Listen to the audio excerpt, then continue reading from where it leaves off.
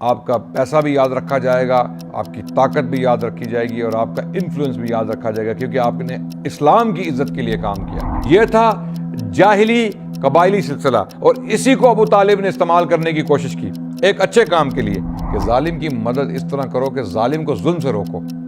تمہارا بھائی ہے، ظالم ہے، اس کو روکو۔ مسلمانوں نے پہلی بار با جماعت نماز پڑھی کعبے میں حضرت عمر کے اسلام لانے کے بعد۔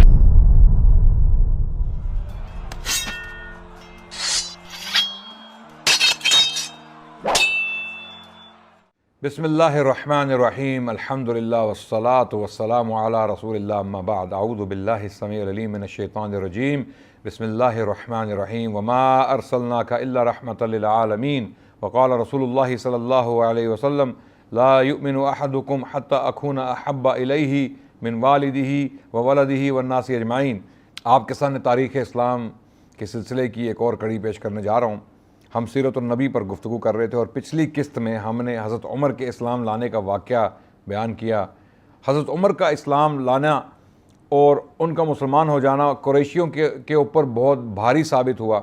قریشی گھبرا گئے، جو اللہ کے نبی کے دشمن تھے، بڑے بڑے دشمن، ابو جہل، عتبہ، شیبہ، ابو لہب، یہ سب لوگ ڈر گئے، ہل گئے کہ اب کیا ہوگا۔ عمر جیسا شخص مسلمان ہو گیا تو اب ہم کھل کے مسلمانوں کو جو ہے وہ مجبور بھی نہیں کر سکتے، ان کو مار پیٹ بھی نہیں سکتے، کیونکہ عمر جو ہیں وہ ایک لڑاکے شخص تھے، ایک سردار تھے، اور بہت مضبوط قبیلے سے ان کا تعلق تھا۔ بنو عدی حضرت عمر کا قبیلہ تھا، اور یہ قریشیوں کے لیے ایک بہت پریشان کن مرحلہ تھا۔ تو اب انہوں نے کچھ ایسے اقدام کرنے تھے جن کا کچھ نہ کچھ رزلٹ ہو، کچھ نہ کچھ فائدہ ہو۔ تو ایک دفعہ جب اللہ کے نبی صلی اللہ علیہ وسلم کعبے میں موجود تھے، کعبے کے احاطے میں موجود تھے، تو اس وقت قریشیوں کا مجمع وہاں پر ایک موجود تھا سرداروں کا۔ تو ان میں ایک سردار تھا عتبہ بن ربیعہ۔ اس نے قریشی سرداروں سے کہا کہ مجھے محمد سے بات کر لینے دو، ہم نے باقی طریقے تو سب اپنا لیے، سب استعمال کر کے دیکھ لیا، ان کو مارا پیٹا، ان کو دھمکایا، ان کو ٹارچر کیا، اور ان کے خلاف پروپیگنڈا کر کے بھی دیکھ لیا۔ ان کے ساتھی بڑھتے ہی جا رہے ہیں، اور جو لوگ مسلمان ہو رہے ہیں، اب ایسے لوگ مسلمان ہونا شروع ہو گئے ہیں جو با اثر ہیں۔ پہلے تو غریب غربا تھے، غلام تھے، نچلے طبقے کے لوگ تھے، اب تو اوپر والے طبقے کے لوگ جو ہیں وہ مسلمان ہونا شروع ہو گئے ہیں، انفلوئنشل لوگ جو ہیں، ایلیٹس۔ اور اسی لیے حضرت عمر کے اسلام لانے کا جو واقعہ ہے، اس سے ہمیں کیا سبق ملتا ہے؟ اس سے ہمیں سبق یہ ملتا ہے کہ ایک مضبوط شخص، ایک با اثر انسان، ایک بڑی شخصیت کا حامل جو مسلمان ہے، وہ شاید 1000 ایسے مسلمانوں پر بھاری ہو جو اتنے انفلوئنشل نہ ہوں، جو کمزور ہوں، فائنینشلی، فزیکلی اتنے با اثر نہ ہوں۔ اور اس کی مثال ہمیں حدیث سے خود ملتی ہے۔ اللہ کے نبی صلی اللہ علیہ وسلم کی حدیث ہے کہ ایک مضبوط اور ایک اسٹرانگ مسلمان جو ہے وہ بہت سارے کمزور مسلمانوں پر حاوی ہے۔ یعنی اللہ کے نبی صلی اللہ علیہ وسلم کی حدیث ہے، اور میں اس کو اپنے الفاظ میں بیان کر رہا ہوں اپنی سمجھ کے مطابق، کہ ایک مضبوط انسان، ایک مضبوط مسلمان، ایک اسٹرانگ مسلم، وہ بہت سارے کمزور مسلمانوں پر بھاری ہے۔ اور اس کی ایکنالجمنٹ ہمیں دوسری حدیث سے بھی ملتی ہے، جہاں پر اللہ کے نبی نے دعا کی، اللہم اعز الاسلام باحب الرجلین الیک، اے اللہ آپ اسلام کو تقویت پہنچائیں ان 2 اشخاص میں سے ایک کو مسلمان کر کے، جو بھی آپ کو پسند ہو، یا تو ابو جہل کو مسلمان کر دے اے اللہ، یا عمر کو۔ اللہ نے عمر کو چن لیا۔ تو اس حدیث سے ہمیں کیا پتہ چلتا ہے؟ ہمیں یہ پتہ چلتا ہے کہ اللہ کے نبی بھی اس بات کو سمجھتے تھے، جانتے تھے کہ ایک مضبوط شخص کا مسلمان ہو جانا یا اس کا اسلام کو سپورٹ کرنا، ایک انفلوئنشل انسان کا، وہ شاید ہزاروں مسلمان جو روڈوں پر آ کر پروٹیسٹ کر رہے ہیں یا بہت بڑی آواز بن کے سامنے آئے ہیں، شاید وہ ایک شخص ان پر بھاری ہو، اس کا انفلوئنس، اس کی اپروچ، اس کا بولنے کا انداز، اس کا پیسہ، اس کی طاقت اگر وہ اسلام کے راستے میں استعمال ہو تو وہ اسلام کو اتنا فائدہ پہنچا سکتا ہے جتنا کہ شاید ہزاروں مسلمان نہ پہنچا سکے، اور یہ حقیقت ہے، اس میں کوئی شخص نہیں ہے۔ آج بھی ہم اس واقعے سے یہی سبق حاصل کر سکتے ہیں کہ جو انفلوئنشل مسلمان ہیں، جو پیسے والے لوگ ہیں، جو طاقت والے لوگ ہیں، جو اثر والے لوگ ہیں مسلمان معاشروں میں، انہیں چاہیے کہ وہ اسلام کو تقویت پہنچائیں، انہیں چاہیے کہ وہ اپنا پیسہ، اپنی طاقت، اپنا اثر اور رسوخ اسلام کے لیے استعمال کریں، وہ الفاروق بن جائیں۔ حضرت عمر کے اسلام لانے کے بعد اللہ کے نبی نے ان کو ٹائٹل دیا، خطاب دیا، الفاروق، تبدیلی لے آنے والا، یعنی معاملات کو تبدیل کر دینے والا۔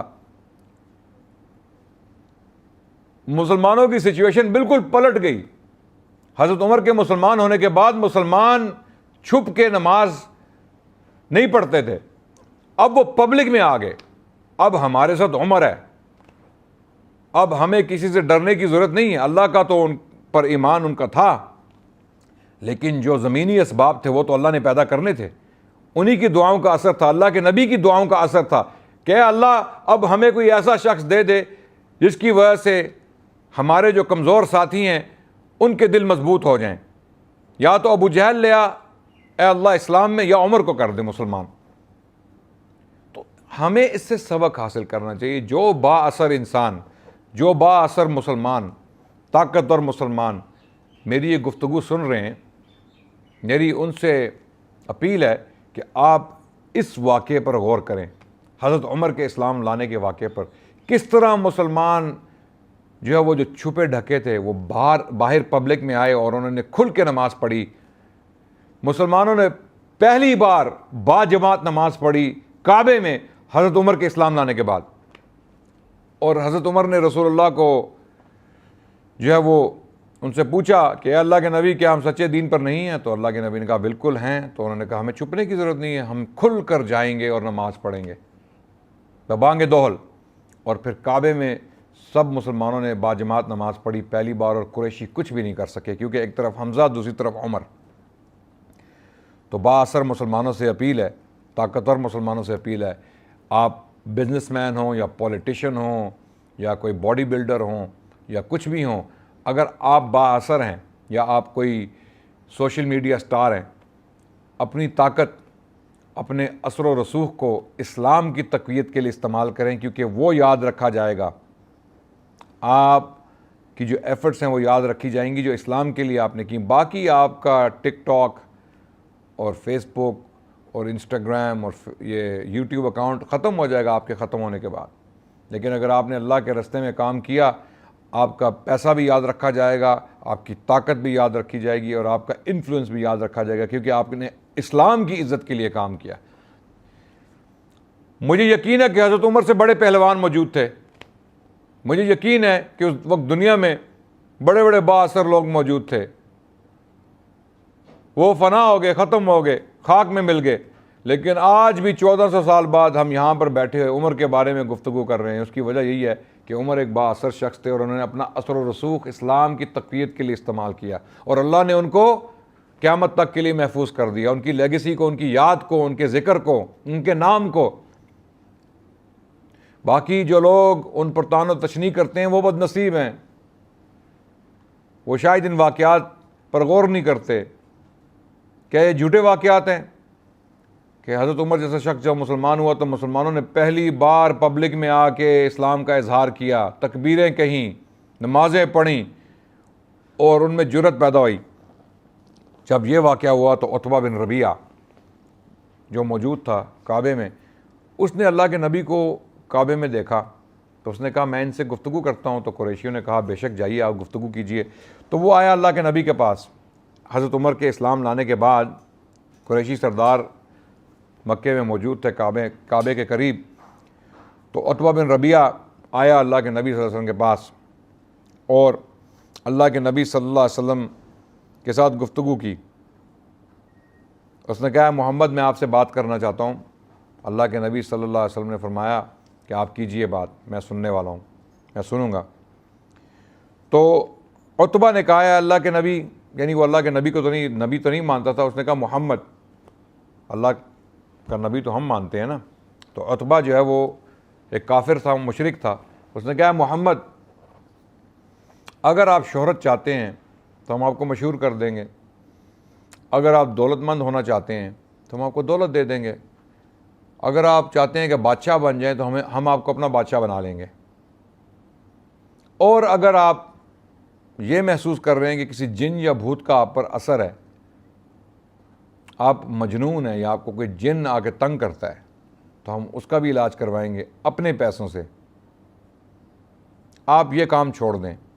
آپ نے مکے کو بانٹ دیا ہے, آپ نے تفرقہ پیدا کر دیا ہے ہمارے معاشرے میں, آپ یہ کام چھوڑ دیں.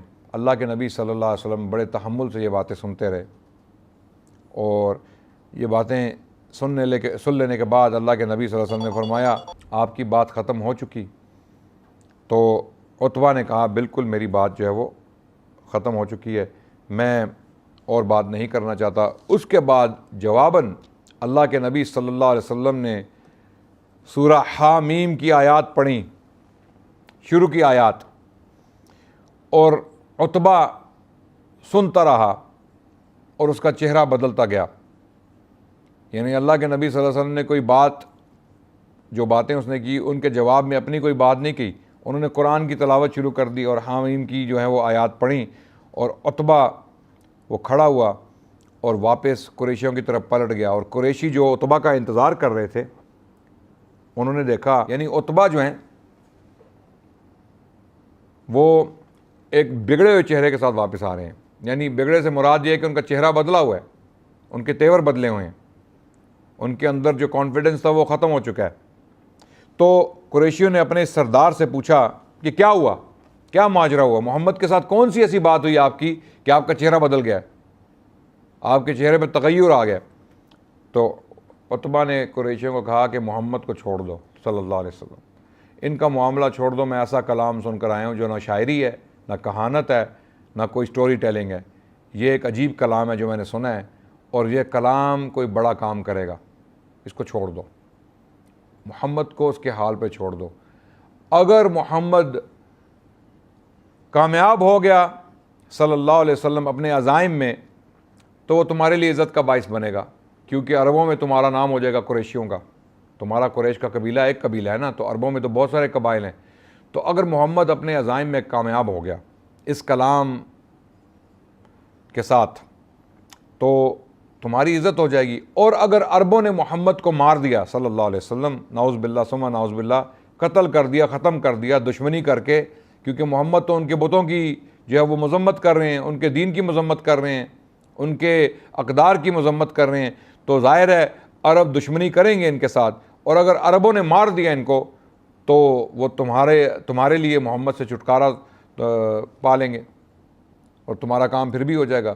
تو دونوں صورتوں میں تمہارے لیے عزت ہے, تمہارے لیے نجات ہے. تو چھوڑ دو محمد کو, کیونکہ یہ جو کلام ہے یہ کوئی معمولی کلام نہیں ہے, یہ کوئی بڑا کام کرے گا. یہ عتبہ کے خیالات تھے.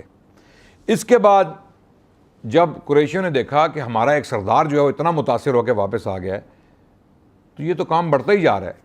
ہمارے اتنے بڑے لوگ, اتنے انفلوئنشل, اتنے ڈٹے ہوئے لوگ, منجے ہوئے لوگ, وہ اتنے جو ہے وہ محظوظ ہو رہے ہیں, یعنی اتنا وہ انفلوئنس لے رہے ہیں محمد صلی اللہ علیہ وسلم کی تعلیمات سے یا قرآن کی آیات سے, تو باقیوں کا کیا حال ہوگا.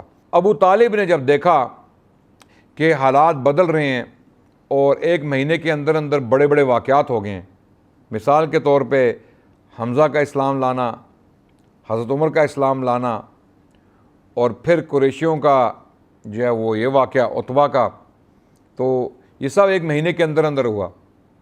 سن 6 نبوی کی بات ہے, ہجری کی نہیں, نبوی, سن 6 نبوی, یہ 6واں سال ہے جو بہت وائبرنٹ سال تھا اللہ کے نبی صلی اللہ علیہ وسلم کی تبلیغ کا. ہر سال وائبرنٹ تھا, اللہ کے نبی کو آرام تو ملا ہی نہیں.